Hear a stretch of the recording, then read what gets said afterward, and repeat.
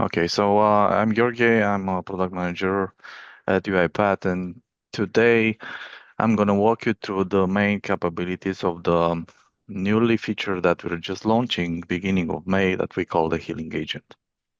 So the Healing Agent, it's a solution that's going to increase the UI-based automation execution reliability. Um, we know UI automation, it's a wild horse. It's mainly influenced by external factors like browser updates, application updates, not under your control. Sometimes network slowness or application loading times, specific times, and these all external factors are causing a UI-based automation execution to fail. From all the telemetry, it looks like around 3.5-4% of the total UI-based automations jobs are failing. So with the Healing Agent, we're aiming to drastically reduce that and to increase the total cost, decrease the total cost of ownership for the automation program. So how are we going to do that? We're going to use what we call recovery strategies. So every time, again, Healing Agent, it's available for UI-based automations only. It's going to be available in Automation Cloud. And the GA is going to work for the UI automation modern activities only. So we're going to apply a set of recovering strategies every time a UI automation activity it's about to fail, and we have two such set of recovering strategies.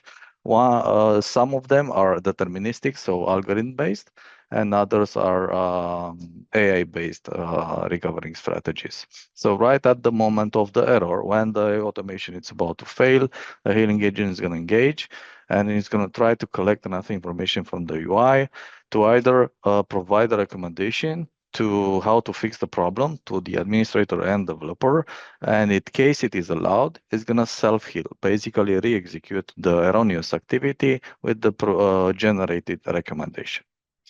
And hopefully, as a benefits, that will minimize the maintenance efforts for maintaining UI-based automation execution errors. It's going to decrease the total cost of ownership for maintaining such automations, and it's going to keep the automations hopefully more alive for the benefits of the entire business or automation program. So the main use cases the Healing Agent is covering are, again, dynamic selectors, applications being updated without the COE teams being informed. So previously reliable selectors start failing because the cloud application it's now updated to a new version and the selectors do not match. UI layouts shifts, like responsive designs where anchor positioning are changing for specific element from top to bottom or to the right, as in any responsive design implementation. Healing Agent knows to deal with abstracting UI elements like unexpected pop-ups pertaining to the same automated application, or other applications running on the same machine that are interfering with the execution, and it knows not only to dismiss this pop-up pop-ups, but also to minimize the interfering applications and continue the execution. In case network latency or application performance appear and more time is needed for specific activities to execute beyond the configured activity timeout, it knows to adapt to these situations. And we've implemented adaptive wait timeouts for these specific use cases. Also, last but not least, we've seen changes in UIs where certain UI elements like buttons are being renamed, but they're keeping the same semantic meaning, like a button that was previously called submit. It's now in the new version of the application named confirm, obviously with a different selector. On a regular UI automation execution, such error will stop the execution, not in this case, when the Healing Agent is enabled, it knows to recover in these specific situations as well. So the value that the Healing Agent provides, it's increased reliability and for the UI-based executions, and of course, it reduces timeout, while enhancing the productivity of the administrators and developers and reducing the maintenance effort. It works cross environments. It means that basically works for unattended and attended executions, and it works whenever UI automation works today, like in virtual environments like Citrix, VMware, or other supported environments, and it's boosted by AI, which is configurable. And I'm going to show you in a moment how you can actually let Healing Agent use AI or not. So let's see it. I have a very simple use case where I built an initial application, which is a simple form like that. And I have built an unattended automation that actually it's filling out this form. But in the meantime, what I've done was to modify it, and you'll see that actually in the new version, basically the form completely changed. First and foremost, there's this pop-up informing the users that some of the order summary are unsubmitted, and this is completely unexpected for my initial automation. Once I dismiss this, basically you can see that now, while in the initial application version, the labels were placed above the input fields. Now it basically it has been modified, and the labels are now placeholders inside the input fields. These are offering obviously completely different selectors. Also, the redeem button has been renamed to claim. Now, for the sake of time, let's imagine I've run this automation and it ran against this new interface, and let's see what happened. The healing agent was engaged, and that's quite easy to do. I have the process right here, and I can enable the healing agent at the process level, the job level, and the trigger level, and I can enable two of its capabilities by simply toggling it on. At whenever the first UI automation error is going to encounter, the healing agent gets engaged and provides a fixed recommendations, but it stops the execution.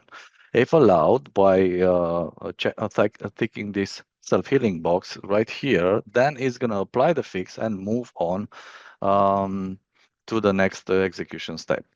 So I ran the process with both options enabled, and after it executed, basically I got, as an administrator, I get a notification that the healing agent got engaged with one of the jobs.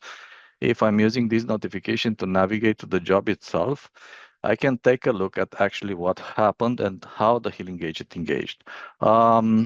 We can use the video timeline, which was enhanced to show the healing agent steps. For example, I can see that the type into first name execution activity failed, and then it was self-healed, and it was a self-healed recovery. It was self-healed successfully. For example, right here, another execution failed, another activity failed, and it was again successfully recovered.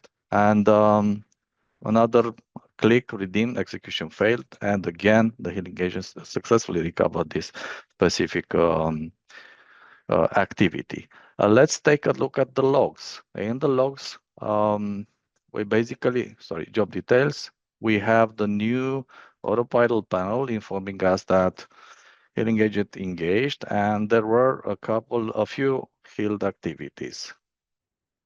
This will lead me to the healing agent panel that provides enough information for everyone to understand what happened.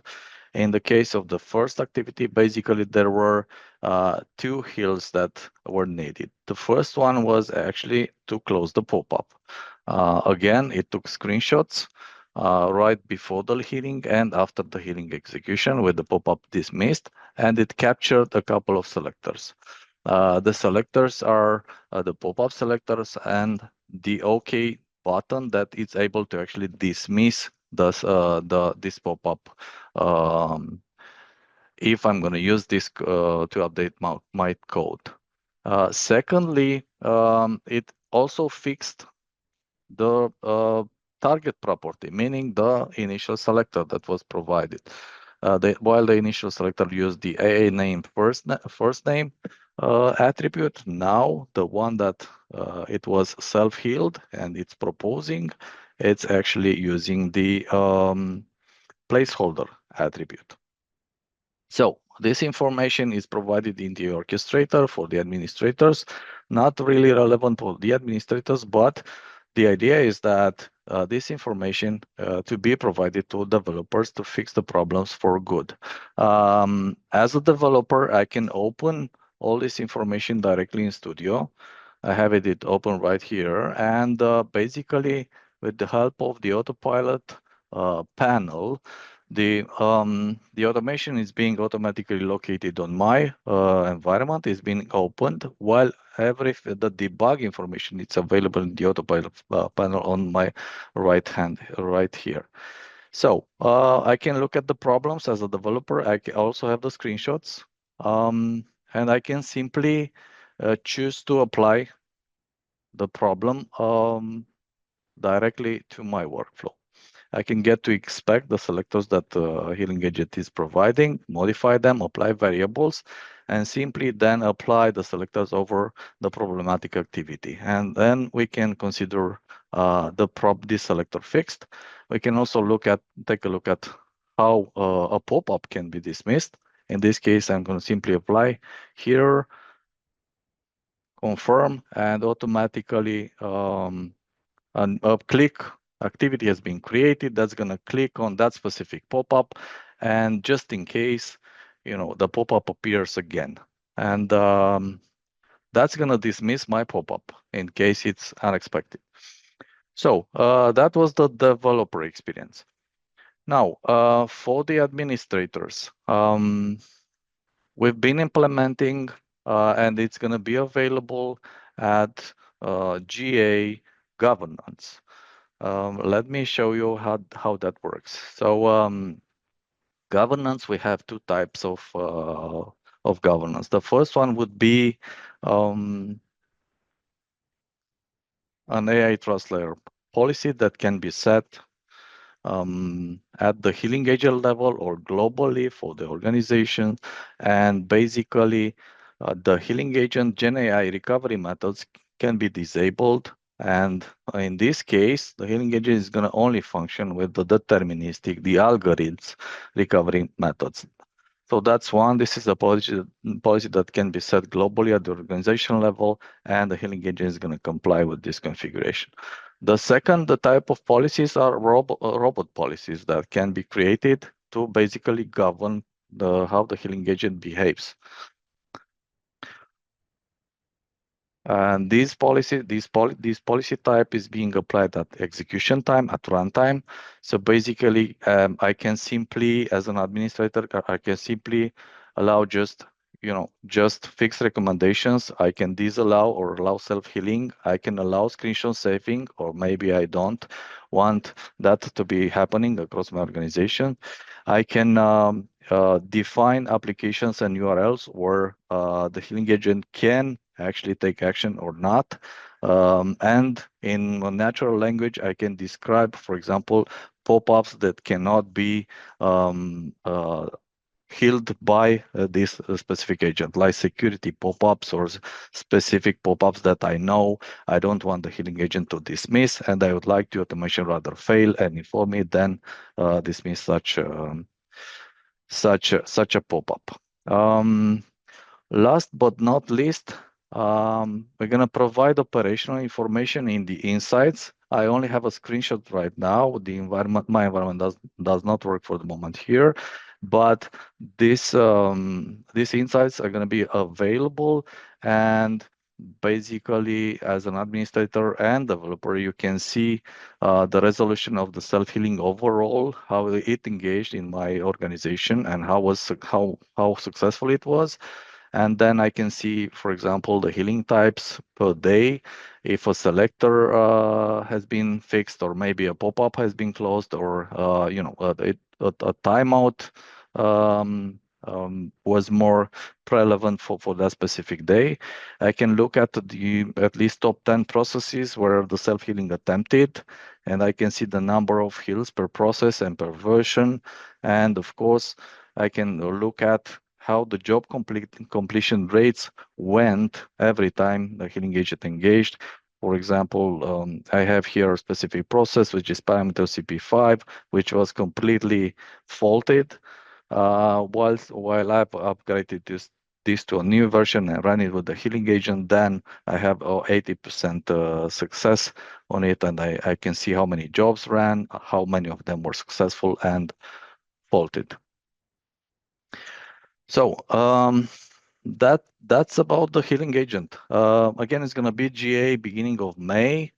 We're planning to enable it by default for the new processes, but only to fix the recommendations and not self-heal, meaning that for every new process in the orchestrator, when you're deploying this new process, the healing agent is going to be simply having this option of providing the fixed recommendation on by default.